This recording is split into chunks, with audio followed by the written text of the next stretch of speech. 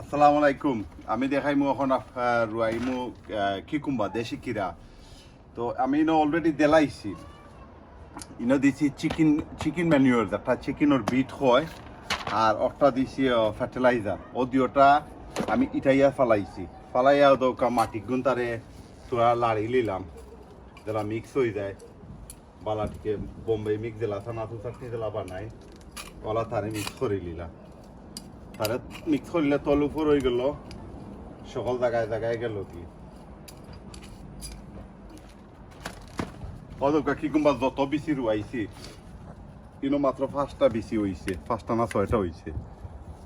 এবার হয়েছে না, এবার আনছি কিতা উইলকিনসন তাকে বেশি আনছি, হয় অদেশি বেশি আছে, এটলিস্ট দেখি দৌড়াইতাম পারিনি।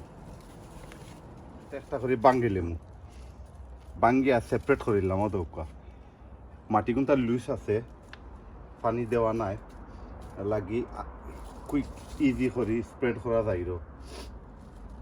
আর সিঙ্গল করে ওর আইলিম সকালবেলা খিরা দরিলাই, সকালবেলা খিরা খাইতাম পারি।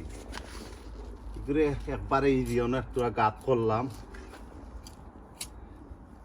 গাত করিয়া বিসমিল্লা করি ধারে রুয়াই নিলাম।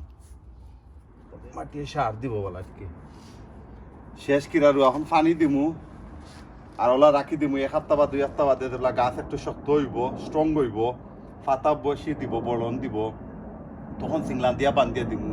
অন লাগতাম না, কারণ গাছ ভাঙ্গি দিব। নেক্সট ভিডিওতে আপনারা দেখাইমু ইনশাল্লাহ গাছ কত বড় হয়েছে।